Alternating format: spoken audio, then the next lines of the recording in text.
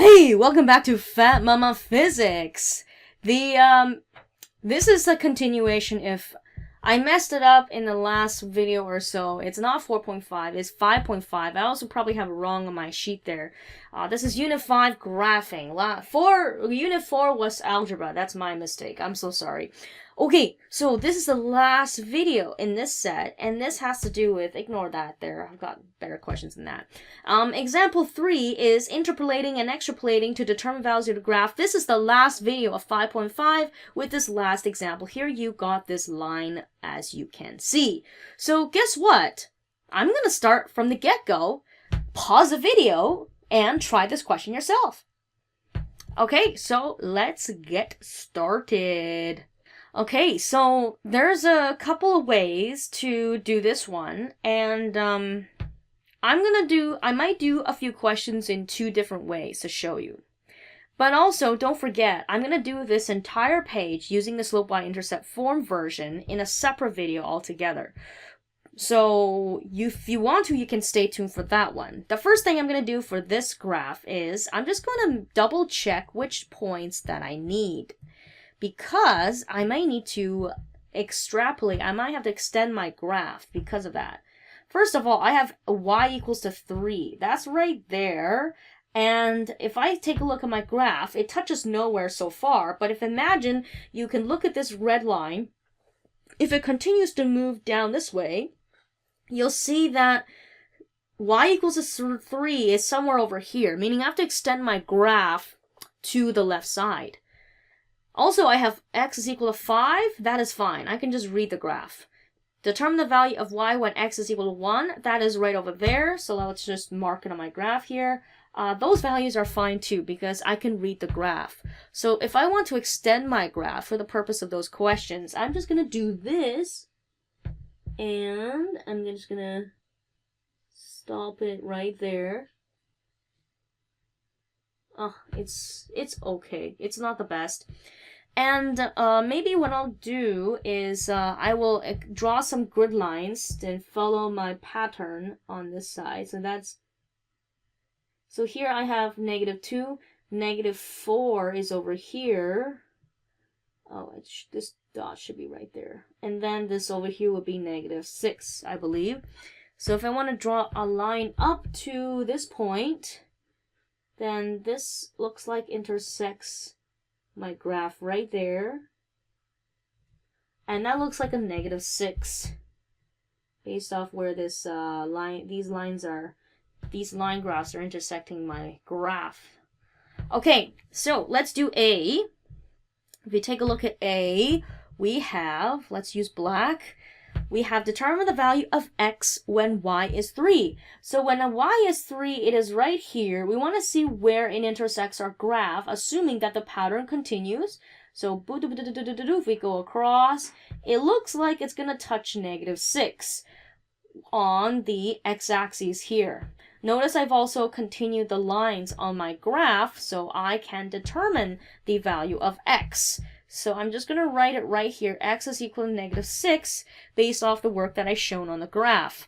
Now, let's say it was a very large, let's say it was not possible to extend the graph because limited space or the value's too big or whatever the reason, then we might have to use a different method. Another method that we can use is look at the rate of how the rate of which the numbers are changing. So let's take a look at this graph here. Notice from red dot to red dot, and when I go down 1 on the y-axis, the pattern is if I go down on the y-axis by 1, I move across 3 steps. So for y, I -1, and then if I move backwards, I have to subtract 3. That's the pattern. And the reason why I'm moving backwards is because I need to figure out what this point back here is. So if I continue this pattern, it kind of looks like this. So from this point, from the graph, before it breaks off, I go here, I subtract 1, which then gives me, 4 minus 1 gives me 3. And then I move over 3 times, 1, 2, 3. And where this intersects the x-axis was -3. -3 minus 3, 1, 2, 3 gives me -6. Okay, so this is also -1, -3, and that's going to give me, when y is equal to 3, the x value is going to be -6. So just by looking the pattern on my graph, I can extrapolate further, assuming the same pattern continues in that direction. Okay, so that's extrapolating. You're assuming the pattern continues. Next one is B. Determine the value of y when x is equal to 5. That rhymes. So let's go to this graph. When x is equal to 5, that's right there. We take a look at when it intersects the intersects the graph. So I'll use blue, go up to the graph, and bam, it intersects it right there. It's a very ugly number. We move it across. Yeah, my lines are too fat. I won't be able to see properly. So if I can just sketch it out very nicely, if you had a ruler or something more precise, you might be able to find a nicer number. So that right there is, I have 6 and this line here is 7, meaning it's kind of 2/3 the way up to a 7. So I'm going to estimate my value of y is going to be 6.6 and it's a 2/3, so 6.6 repeated. That's my estimate, okay? Maybe I'm going to be wrong, but that's estimation for you, which is why I use the slope y-intercept form. It's so much more precise for that matter. Last but not least, let us do question C. Determine the value of y when x is equal to 1. So that's this one over here. So we go up, and it intersects the graph right there. And I move it across to the y-axis, and it touches there. So between 4 and 6 is a 5, and just a bit above 5, that's roughly about 1/3 of the way up to 6, which is going to give me 5 and 1/3. Y is going to be 5, and 1/3 is about 3 repeated.